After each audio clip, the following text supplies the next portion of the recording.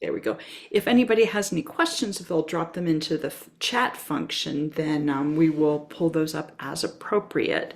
So I want to welcome you all today to Quorum Initiative Speaker Series, Navigating and Negotiating Your Career. We are absolutely delighted to have Wies Bratby, the Chief Enthusiasm Officer for Women in Negotiation and the President of Lean in Switzerland. When I was introduced to her by Quorum member Tara Cleary-Gaillard as a woman with a common goal of empowering kick-ass women to do great things, I was like, yes, please introduce us. So without further ado, I'm going to turn this over to Tara, who can do a much better introduction for us. So thank you all for being here, and thank you again, Wies. Thanks so much, Diane. Hi, everybody. Tara Cleary-Gaillard. I've met many of you different Quorum events over the previous few years. When my worlds kind of came together, I said I have to take advantage of an opportunity to introduce Wies Bratby to Meg Sullivan and Diane Silverman, because it's like synergies that we have to like make sure that we put into motion. I met Wies through a series of serendipity and LinkedIn algorithms a few years ago. She popped up on my feed. We knew somebody in common, and I was like, "Who is this woman talking about like helping women in their careers?" And I was drawn to her website, watched her webinar, and I was like, "This woman is literally talking to me where I am right now." I was in a particularly toxic environment at work. I didn't realize how bad it was until my daughter a few weeks ago had said to me, "We are so happy that you're no longer at that company, Mom, because it was really hard for the whole family." And I would not have been able to do that without Visa's guidance and insights and just a amazing curriculum that she has in her WIN program. I don't want to take up more of her time. What I do want to say is that it was the best investment that I made in my career by far, like 7 times ROI in a few months of work. It was work that I had to do as well. Vies has all the credentials that you would expect for somebody in her position that you could read on paper in terms of a law degree and working for a top law firm and doing HR for a global company. But the network and the way that she works with her clients to really leverage how we're socialized as women in society to our advantage is something that is innovative and I haven't found anywhere else. And you're all going to be delighted to learn from her today. I could spend hours talking about what I've learned. I'm going to turn it over to her now. Oh, Tara, and also Diane and Meg.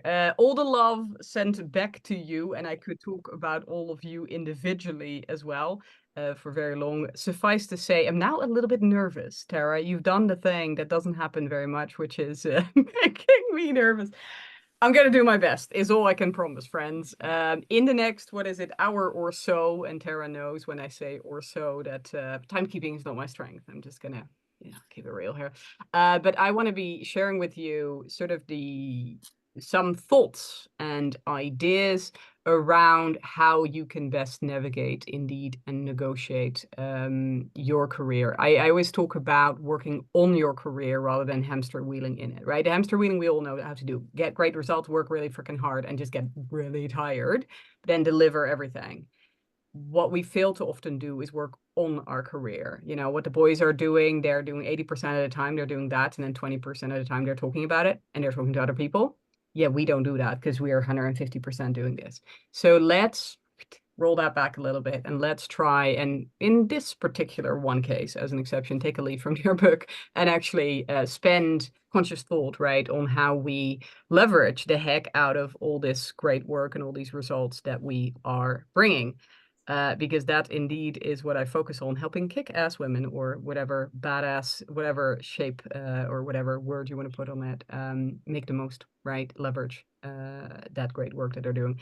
And as you can see, I'm concentrating on something else and I'm terrible at multitasking. So I'm just going to do my best. I'm trying to pull up my little presentation. I'm not very wordy. Can we see it, people? Is it working for you? Yeah, is it showing up? Okay, great. Let me do this thing where it's like fancy and okay, you can see the screen. Okay, so I want to run you through in the next, like I said, hour or so, through how to do this working on your career, right? And indeed, my background, and I won't repeat Tara's lovely words, but I'm coming from an obsession with negotiation. That's what got me into law school, and that's what propelled or started my legal career. And then I combined it with, after a massive career pivot, right, to HR, different continent, a very different company, different setup, hiring and then developing our senior talent. I've combined that with the fact that I'm a raging feminist into the work that I do now, working with women to help them in their careers. Now, I do want to manage your expectations because, like I said, we have a little bit of time, and there's a lot more that goes into being as ridiculously successful as Tara was and as many of my winners are. In order to be winning, as we call it, because, you know, Women in Negotiation is the name of my company. There's a lot that goes into that, right? You need to know exactly where you're going. Clarity is key. If you don't have a clear dot on the horizon, right, you're not going to succeed. I mean, you don't drift to success, as my old coach always said. You also need to know what the hell you're doing. This whole competence of figuring out how to have the conversations with the right people and then how to negotiate for the results that you're getting, right, is obviously key. All of that, the foundation for success in anything is confidence, as I've found. I often say that 80% of the work that I do is mindset work, is having my chicks realize their potential, unlocking that potential, if you will. It is absolutely key. And everything is a whole lot easier, and I'm preaching to the choir here, right, when you have a community of fellow women that are on that same journey as you are. I think it's Malcolm Gladwell who always talks about how we need 10,000 hours to become an expert at anything, right? We've got a little bit less than that, but let's give it a go just to see where we get to. So what I actually wanted to do is to run you through a couple of myths that we as women tend to tell each other, very much tell ourselves, and then to look at how that is not true and what is a much more empowering, much more helpful thought, and what are much more empowering actions to take. So with that said, let's jump right in. First myth that we tell ourselves, right? If I just work hard, if I just go in and I show the results, right? I get the results, I show them what I can do, then I will automatically get the rewards. I will get the promotion. I will get the salary increase. I will get all the good stuff that I'm so deserving of. I don't know about you, the very vast majority of women, for example, shy away from negotiating their first setup, right? The belief being, I first need to go in, prove myself before I'm do that. There's this research done throughout the US. I am forgetting the MBA, the business school where they did it for a moment. A terrible memory. Anyway, where they checked, they asked the students, right, whether or not they had negotiated their next role. And it turned out that from these amazing women, only 7% of them had actually negotiated their next step, whereas it was 57% of the guys. So it's a very small minority that actually does that. The reason for this, and I find it really important to actually talk about the reasons, because I don't want anybody to sit here and think, oh God, that's another thing I suck at, right? No, it's very logical that we as women collectively don't raise our hand and ask for more. The reasons for that, they go back really to our childhood, our earliest days. Girls are raised differently from boys on average. By the way, I'll be generalizing massively throughout this entire talk. I hope you can live with that and understand that the nuances absolutely do matter, but across the board, I'm trying to paint a picture here, right? And what we see is that, like I said, girls tend to be raised very differently from boys. There's this fun study that they did where they asked the parents of newborn children to describe their new offspring. And I always say the only difference at that age, right, a couple of hours old, really is the color of their hat. Is it pink? Is it blue? The rest of it, these babies are identical. Yet parents describe their boys as stronger and more independent, whatever the heck that may be at that point, than the girls. The girls are described as needy and frail.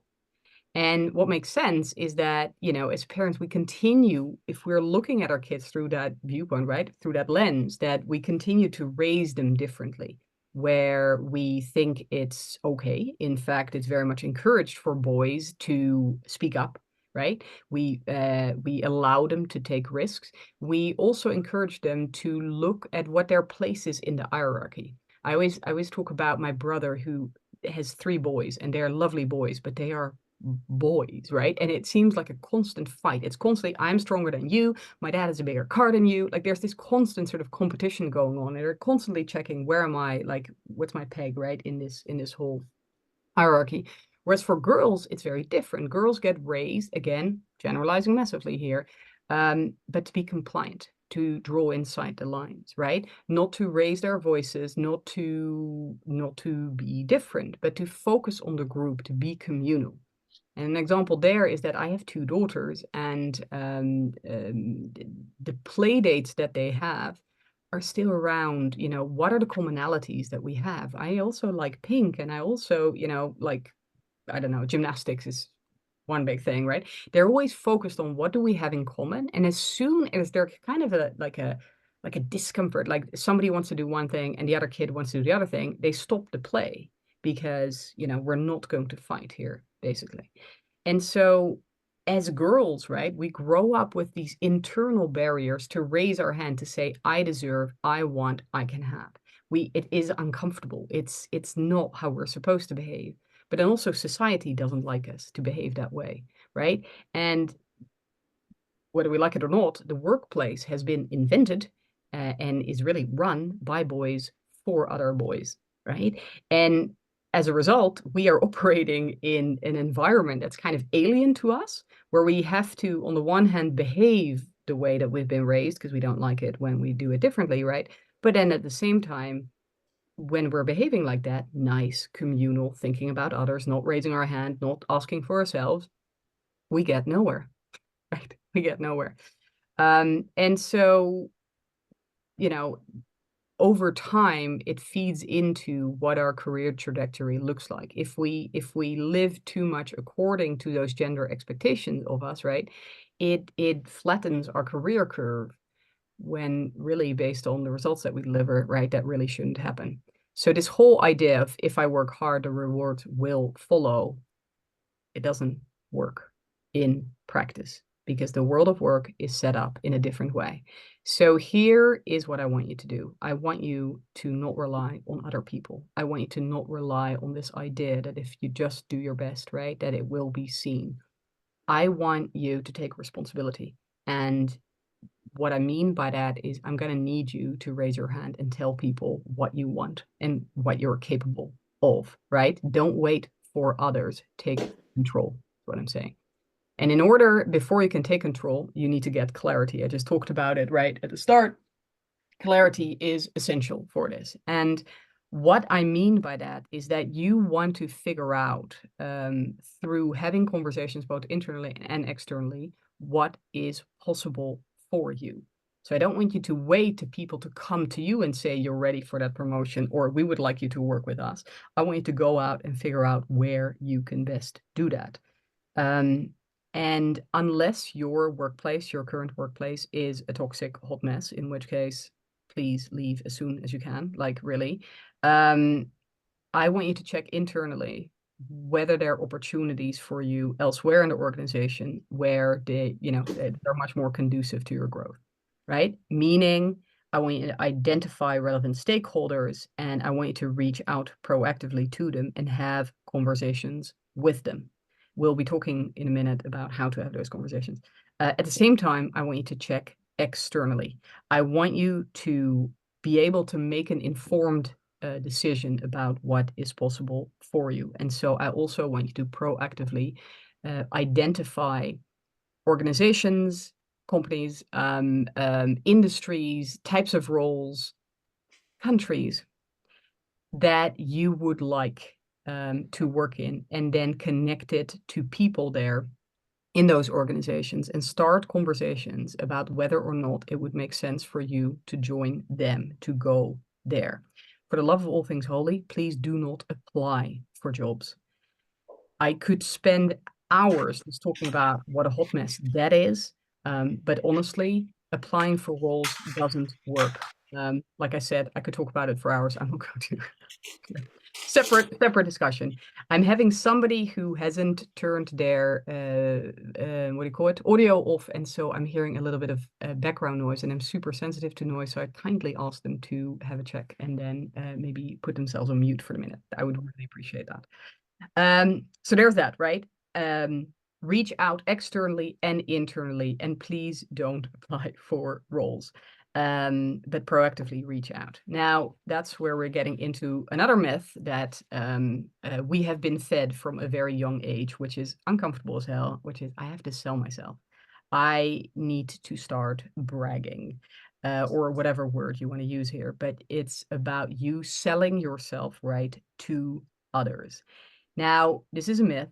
It really is not true, for many reasons. One of it is it will not allow you to have the kinds of powerful conversations that I need you to have because of those internal barriers, right? You're going to feel uncomfortable having these conversations, so you might just as well not do it. Other people are going to be uncomfortable with you showing up and going, look at me, I am fabulous, right? So it also doesn't work. This whole double bind situation, right, is this incredibly difficult tightrope to walk. It is unfortunate, but we can use it to our leverage.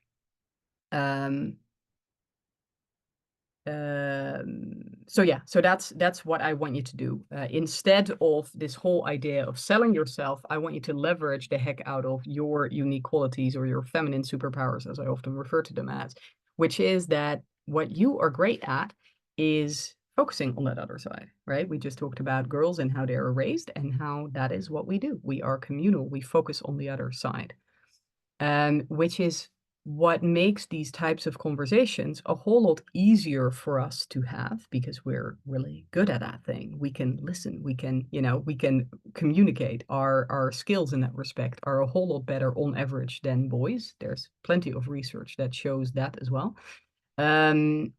So it's a whole lot more comfortable for us to do it. But also the other side likes that a whole lot more because we're playing in that gender stereotype, right? But the truth of the matter is, and this is where it gets, I think, really interesting, is that this whole idea of you selling yourself, right? One of the reasons, the main reason why that doesn't work, it's because it doesn't just work for women. It also doesn't work for guys. Because the truth of the matter is, and this is always a bit of a serious moment because it's rather depressing in a way. I think it's helpful, but a little bit depressing, is that people don't care about you. So you're talking to somebody and you're pushing a certain point, you're selling yourself and you're really focused on showing what you are capable of. And they're not really listening because ultimately people are wired for survival and they focus on themselves. What's in it for them, right? So if we're using that, and we're just going to go with, okay, the other side cares about themselves. I am really good at caring about other people, right? Let's do that. So I want you, instead of selling yourself, right? I want you to get wildly obsessed with the other side. I want you to, in the conversation, instead of focusing on what you bring, I want you to listen to what they need. I want you to ask them first about what the challenges are that they are experiencing in their team, in their role, in their company, in their industry. Like, what are their main challenges? What are they struggling with? And what is it that they're hoping to achieve? And if you know those 2 points, then you can figure out if you're the right person to help them, if you're what we refer to as the bridge between those two. Right.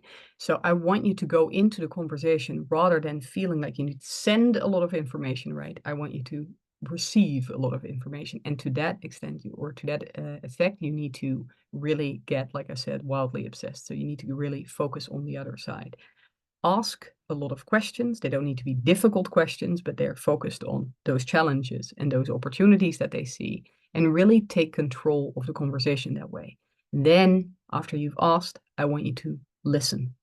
Now, I know all of you know how to do that, and yet I also see that we could probably also all use a little bit of a reminder of what active listening, which is what you need to do there, right, really looks like. Because whether we know how to do it or not, it is very easy to get sucked into listening with the view to answer, in which case we really sort of stop listening. And so instead of listening to answer, right, I want you to listen to really hear what the other side is saying. I want you to check in regular. I want you to ask open questions, of course, right? Rather than the closed questions. I want you to ask open questions. I want you to then listen, like I said, and then I want you to check in. Did I hear this correctly? Is this what you're saying, right?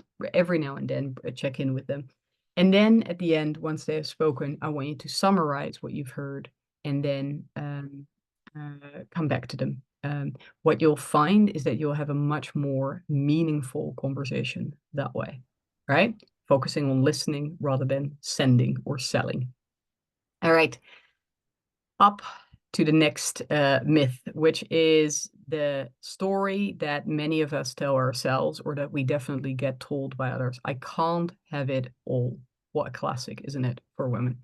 It's very common, incredibly common to lower our expectations, right? The idea being, if I have a really big salary, I can't have a personal life, for example. Or if I have a meaningful, really purpose-driven career, I can't expect also a big salary. Or if I want some sort of normal working hours, right? Or maybe even, dare I say it, part-time, I can't expect to be in a real leadership position, et cetera, et cetera. Any variation of this, right?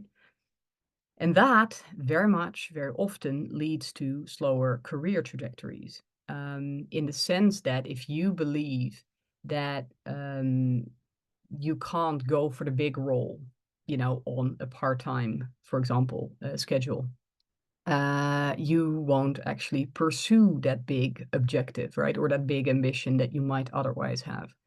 So these stories that we tell ourselves have real effect on the actions that we take. One other thing is that is the health effects, and I think that that's something that doesn't get talked about often enough. We see across the globe, it's a really consistent number, weirdly consistent, I'd say, that men do only 1/3 of the housework, whereas women with full-time contracts, do 2/3 of the housework plus all the emotional labor. I think for this group, I don't need to explain what that is, right? It's that running to-do list in your head that whilst your husband is sitting there watching Netflix, you're sitting next to him, but you're constantly thinking about, the I don't know, the present that you need to get and the doctor's appointment that you need to make and all the things that keep a household from running, right? That increased exposure to stress has a significant and measurable effect on our health. We know that working women experience far greater stress levels than men. They studied that extensively, right? A fun thing, they asked a group of men and women at 5 p.m. to have those little, the stickers where they put on your head, right? To check stress levels.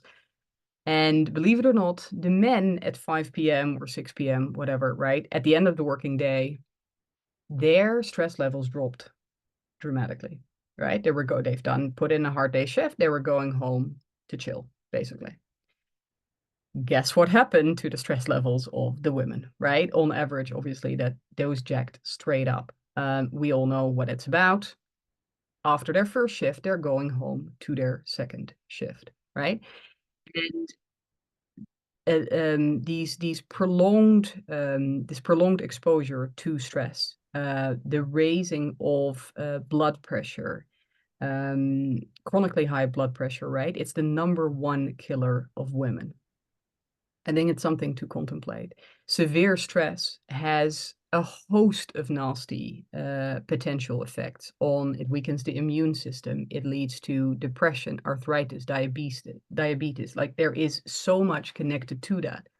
And so if you are of this belief that you can't have it all and you can't manage to do it all, right? And you're experiencing the stress, it will affect you over time in, the most important way, which is, to your health.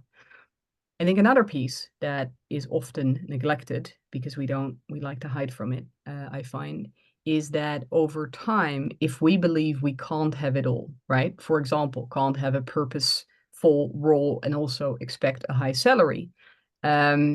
is that we lose out on a ton of money. Now, in order to show that I'm serious when I say a ton of money, is by using the following case study, little case study, Bob and Bella, my imaginary friends, who, just to make a point, right, I want to run you through some numbers on the different setups, the different mindsets that we may have when it comes to our careers. So let's say that Bella and Bob are both 35 years old. Let's say that they are both applying for and getting the same role, which will pay, the offer is made, 100K a year, right? Let's then say that they stay in this role and in this company for the next, 30 years until retirement. Let's just put it at 65 for now, right? And let's imagine that they get an annual salary increase of 4%. Plucking these numbers out of thin air, they seem fairly average, which is why we're using them, right? So let's then see what the difference is between Bella, who is not expected to raise her hand and say, I want more, I can do more, etc., and Bob, who was raised to believe that he can affect his future like this, and he can and should ask for more. Right, so let's imagine that Bella doesn't ask her anything, right? She gets offered this role, she signs on the dotted line, right? No questions asked. She's just very grateful that she gets the opportunity to work here. And let's say Bob has a 5-minute conversation, right? And he gets 5% more. Dirty little HR secret, you can always get 5% more. It's always there. It's always accounted for. Just ask. All you need to do is ask, okay? So he gets that. So he starts at 105K, right? Bella started at 100K, we said, and then Bob is starting at 105K.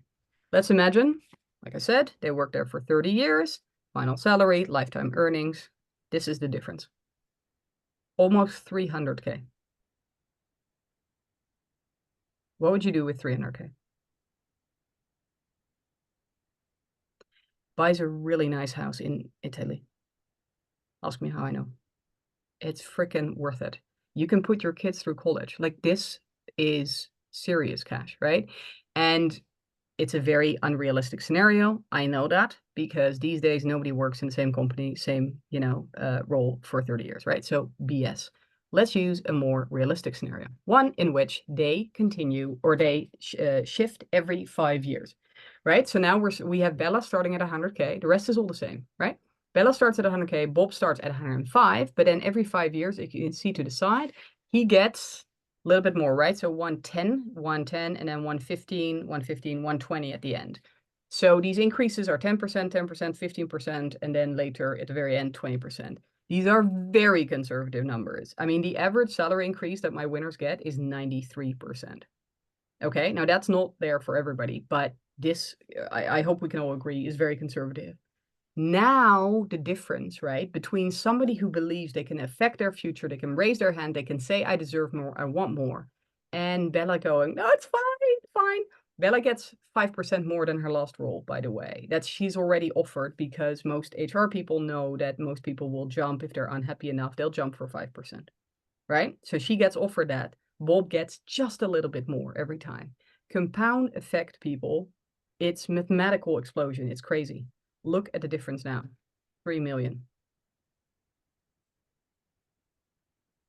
Right? Now, these numbers, like I said before, I've plucked out of thin air. Just made them up. But most people agree with me that this second scenario is much more realistic than the first scenario. Right? Changing roles, moving companies, moving roles. And so that would mean that the difference between being a negotiator and being somebody with agency, in their careers,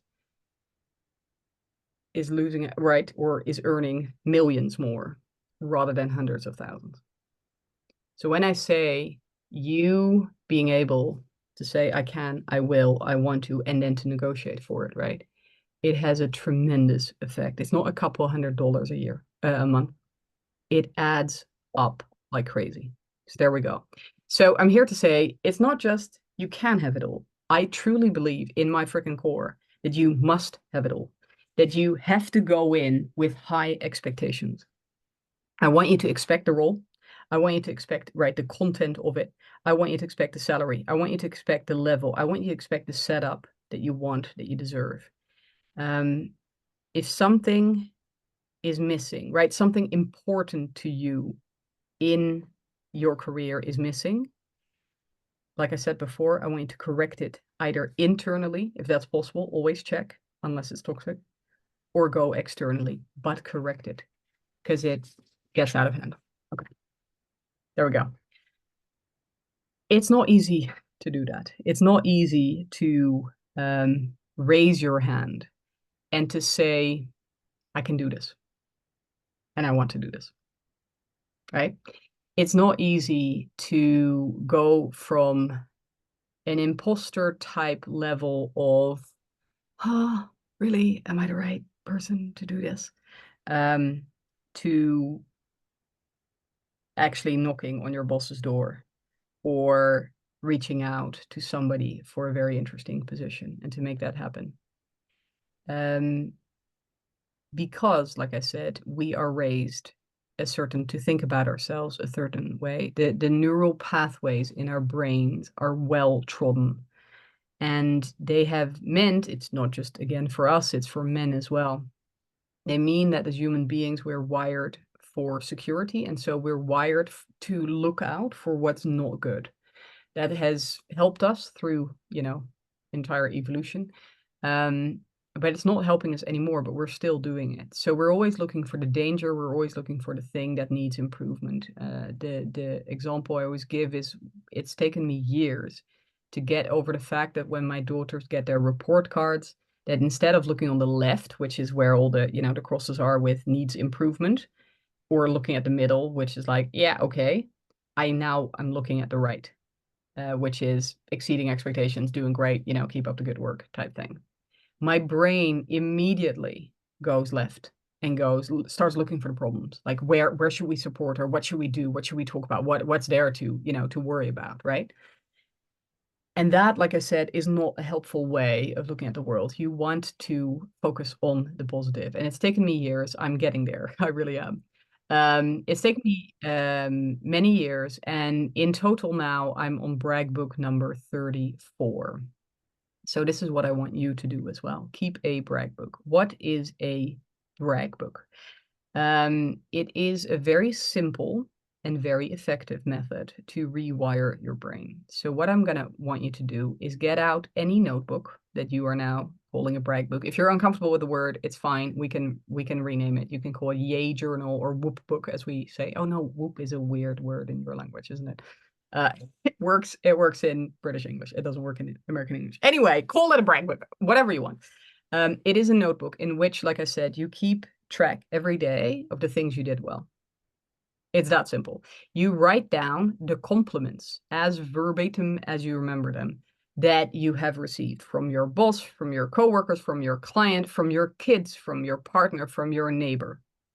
It is personal stuff. It is professional stuff. And like I said, it is these different people, but it's also, what they're saying, the compliments they're saying. It's also the stuff that yourself you have done well. There are days in which you are kicking it out of the park, you're doing fantastic, and you've got a freaking page full. And there are days where the biggest thing you did was not yell at your kids. That's also a win. Okay, you're writing them down. And I want you to write in them. So you have to make it a consistent practice, right? It's like going to the gym. You can't walk into the gym and sort of, do 45 minutes and then expect bulging biceps when you leave.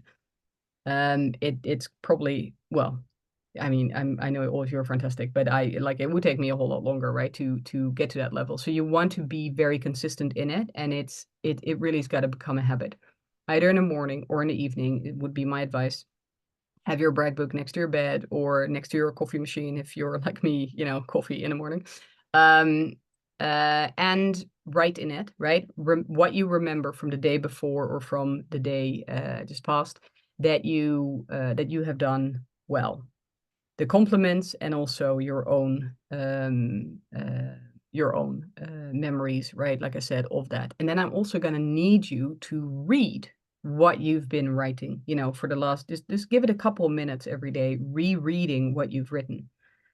And I'm telling you, and I always feel apologetic explaining this because it's always like, it can't be that simple. You can't become a confident person through something that is so simple to do. The weird thing is, though, that it works. It really does work. I am a different person after 34 brag books than I was at the start of those. And for all of my clients, it's a very consistent picture. If their mindset is down the toilet, I'm like, how's your brag book? And it's like, oh, damn, right? It's always that. So once you keep it up and once you do it well, you do it as a habit, right? It will change everything. It's a solemn promise that I make. Do this well, and your life will actually change. There, if you take anything away from today, have it be that you're keeping a rag book. All right, there's that. Now we're getting into the fun stuff of negotiation, my other favorite topic in this world. Because we have now spoken with people internally, or we've spoken with people externally, right? We have realized that we have value to add because the challenges that they're facing and the hopes and dreams that they have, we can make them go from one to the other, right? And so we're now discussing a level and a package, right, for that. And this is the bit where I collectively get, yeah, but Wies, you don't realize I suck at negotiating. I'm terrible at it. I can't do it. There was this study, again, hilarious. I don't know what people spend their money on in time, but there was this study where they asked people to describe their feelings around negotiation. And guys were describing it like, a match and a wrestle and like, all these sort of and warlike terms, right? But a lot to do with sports. And then women described it like they'd rather go to the dentist. I don't know about you. I think it's anyway. So I love it personally, and I might be alone in that. But I want you to understand that maybe you don't love it, but you don't suck at it. In fact, you are better than men on average. Don't take just my words for it. The experts also believe this. If you ask any negotiation expert of any gender, they will all tell you the same thing because they've been reading the research, and the research is very clear on this. And one of the fun things about negotiation research is that you can quantify the heck out of everything, right? You can really dig into the numbers because it's often got to do with like sale, like you can put numbers on things like, right, sale, buying and selling. And so we can really work it out. And on average, women get 14% better results than men when they are negotiating. It's interesting, huh? You think you suck at it, you don't. You're actually better than guys. The problem is when you have to negotiate for yourself, right? Because negotiating on behalf of others, your company, your team, your kids, your partner, whatever, we are great at that because we are communal. We think about others first. We care about them, right? Tiger mom, the whole thing. We can do that. It really sort of feeds into the stereotype, right? The expectations of us. But when we have to ask for ourselves, that's where it gets difficult, right? So that's the hurdle that you need to overcome. But you do not suck at negotiating. You are, in fact, fantastic. You're an excellent negotiator. And it makes sense. Think about it. What gets us great outcomes, right? What gets us what, we in sort of negotiation land refer to as win-win outcomes. I know it's a cliche, but it's a cliche for a reason, right? What I'm about to say, the days of Trump are over. This is a weird time to say that, but the Trump way of negotiating where you smack your fist on the table and you start yelling at people outside of a very small world, that no longer applies. That no longer works. What we have been moving towards as a world since sort of the 80s of the last century is this win-win outcome, right? In diplomacy, in business, we have to create an outcome that both sides are happy with because pure freaking power isn't cutting it anymore. And I'm really hoping that these words will hold for you guys. What we need for win-win outcomes, right, is very simple. Great communication, great collaboration, antenna, empathy, right? All the things that we as women are great at because we've been taught this from a young age, right? So it makes a ton of sense that we as women are better negotiators than guys. So I want you to really stop this nonsense of thinking that you can't negotiate. You are great at it. And it's especially important in work situations to get these win-win outcomes, right? Because you are going to be dealing with your boss, with your client, with other people, right? For the foreseeable future. So the exact thing that is expected of you, the exact thing that is needed of you, you are fantastic at. So embrace that. Now, what I do need you to do is not just rely on this natural talent that you have. I need you to prepare well. And I'm making kind of a big song and dance about that because I often see it going wrong here. My own theory, unchecked, but my own theory is that women get, when it comes to these types of negotiations, right? These, what I refer to as conversations, but ultimately are negotiations, right? Is we get kind of into, you know, how fear, what do you call it? Fight, flight. And then the third option is freeze, right? And I think that's what often happens with women when it comes to this. It's like, this is too difficult. This is too weird. This is too uncomfortable. I'm not even going to bother. I hear this an insane amount from very, like, what's the word I'm looking for? You know, leaders in their field, women that have, you know, fantastic careers, but when it comes to this particular square centimeter, it's like, no, right? And they stop. I don't want you to do that. I want you to spend the time.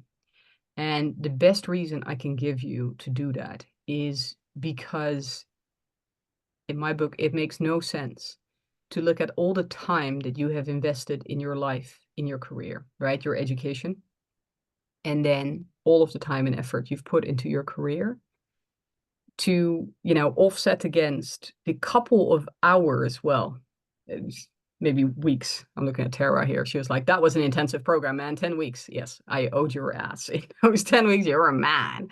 That is true. But you don't need to go that, you know, that intensive. But the time, every minute, every hour that you spend on it, every day that you spend on this will pay itself out like over and over and over again. Now, what does that preparation look like is going to be your next question. My favorite way of talking about this is bring the data, not the drama. Because that is nice for us as women, because often the issue is that we make it personal, right? We take things personally and that has an effect on how we behave in the conversation. So I would say, let's not do that. Let's not take things personally. Let's just bring the data, right? And so there's a couple of things that I mean by that in terms of what I want you to bring. Any conversation, any negotiation you're going to have, I want you to bring your statement of success. I want you to bring an overview of all the great things you have done. Ideally, of course, internally, that is really what you want to do if you're asking for a raise or if you're, you know, want to take and get a promotion. You need to bring this because we promote women based on past performance, right? We need to see proof that they have done something already. Otherwise, we're not going to get them there. For boys, it's different, right? They get promoted based on their potential. But unfortunately, we don't have that luck. And so we need to bring that overview of the great things that we have done. Now, what does help is the fact that when you're compiling a list of that, you're also reinforcing your own beliefs about yourself. Because I don't know about you, I always forget what I had for dinner last night. So I don't remember what I did 9 months ago, let alone, you know, before that at work. Whereas if you start keeping that brag book and if you start keeping track of all your accomplishments, right, really regular track of it, then suddenly you realize, holy crap, I keep kicking it out of the park, right? And so I want you to bring that overview to this conversation. So that's one piece. The other piece that I want you to do is solid salary benchmarking research. And by that, when I say solid, I don't mean, you know, Glassdoor for half an hour or, I don't know, Googling stuff, you know, for a couple minutes. What I'm talking about is solid qualitative and quantitative research. So the quantitative is indeed sort of the, you know, the sources, the online sources that we have where it's kind of aggregate data, right, from an entire industry or across a certain location, etc. So you can absolutely do that. Don't use Glassdoor. That particular one is fairly terrible. It really tracks negatively.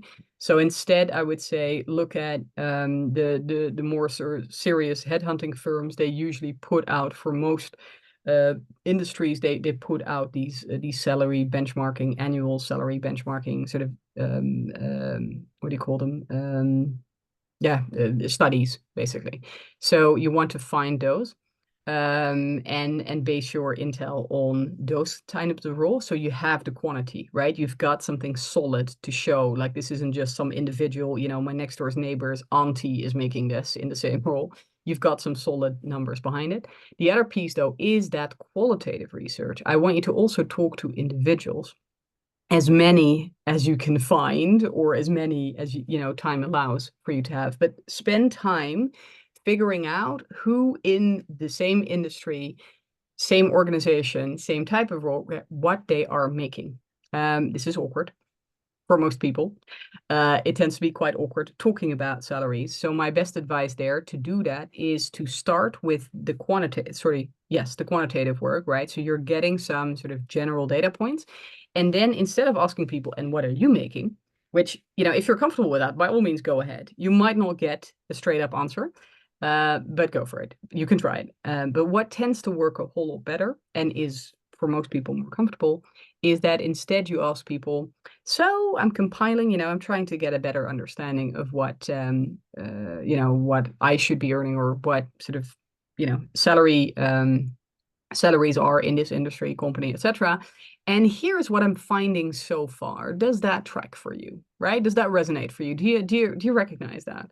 And I found, interestingly, that most people, when you ask them an indirect question like that, they'll first sort of give an indirect answer, or they'll give a straight up answer to that indirect question. And then in the end, they start telling you what they're earning. It's really quite interesting. Anyway, you can try that, right? I want you to get enough data so that you have a solid freaking story, that you know what you should be talking about, right, in this salary negotiation. And then based on the data that you're finding, I want you to come up as a minimum with 3 different numbers before the negotiation, importantly.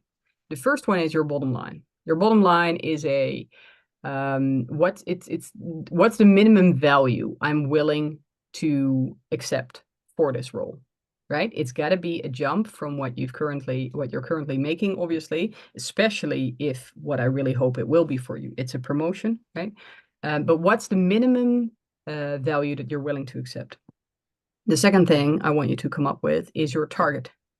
We refer to target as your happy dance number. So what is the number that would make you break out in a happy dance? What would make you feel absolutely fantastic, right, for the role and for what you'd be doing? And then the third number that you want is your anchor, as we call it in a little bit of negotiation jargon. Your anchor is, as you can visualize what an anchor is, right? It is the first number that you're going to drop, and you should drop it first, not wait for the other side. That's another piece. That you're going to drop, right? Because that is the number around which a lot of the conversation will revolve. And it's got to be higher, that number, that anchor, than your target.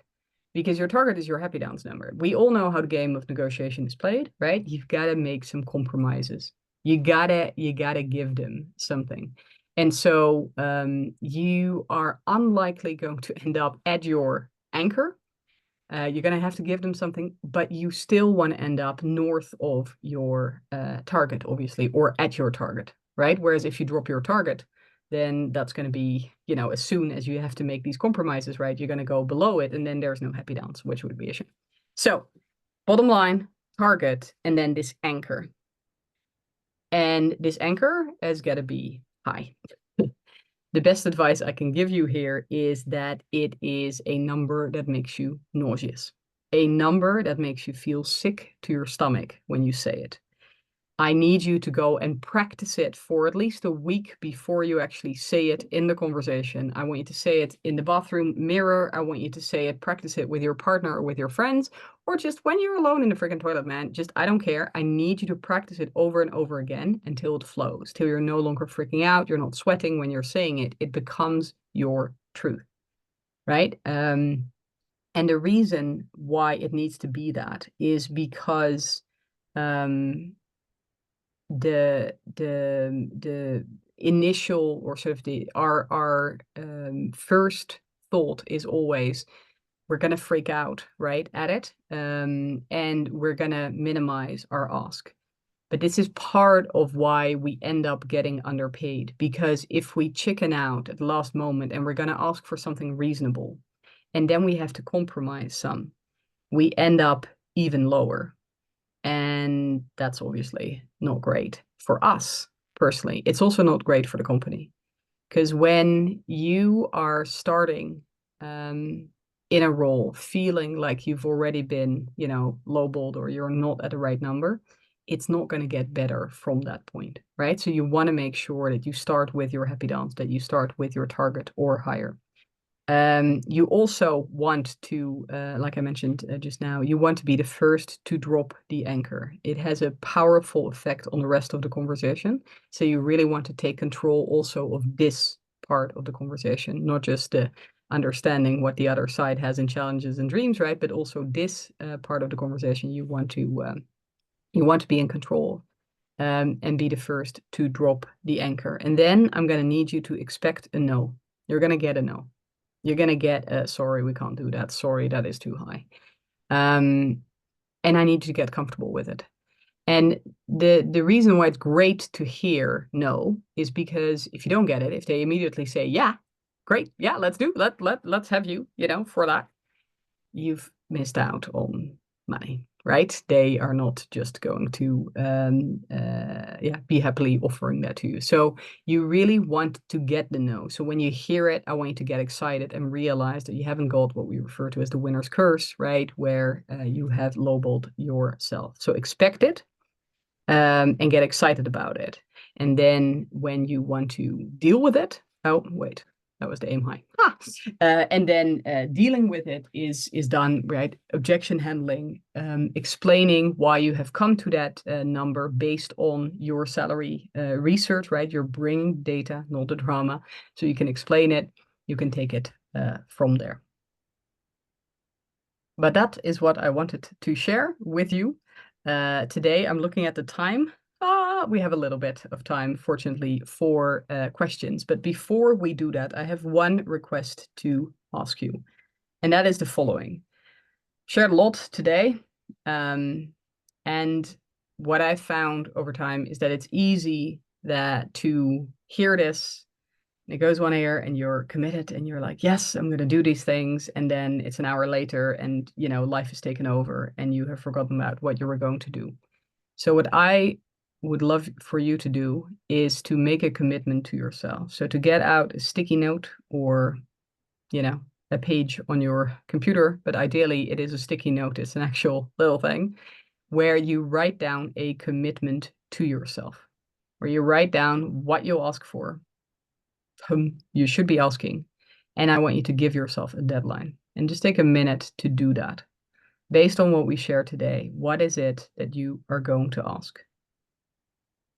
So that we make sure that this doesn't just stay right in your head and as a nice idea, but in fact, you take action there. And with that said, I'm happy to move to a question time, and I'd also love for you to connect. I'm on LinkedIn. I've got a funny name. There's only one with that name, easy to find.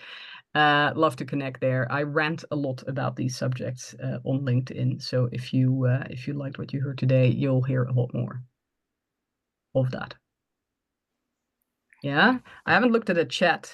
Diane, tell me, are there questions there? Yes, and we don't have time for much quick. Unfortunately, this is fabulous, but Maddie Stenger does have a question.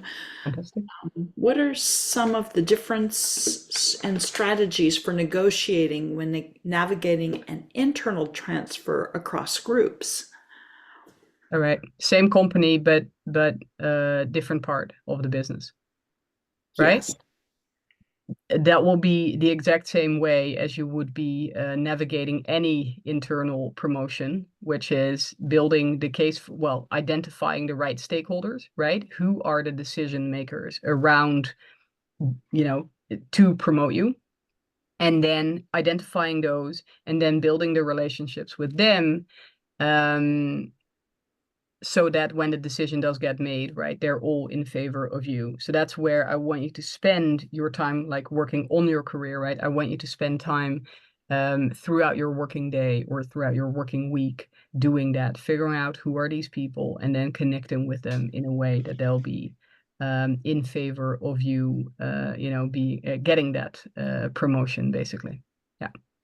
Okay, thank you. Helena Estrada says, I'm having my annual review soon. My boss is the company owner and a notorious micromanager. He only ever lists my weaknesses and gives almost no praise. How do I get him to acknowledge my qualities?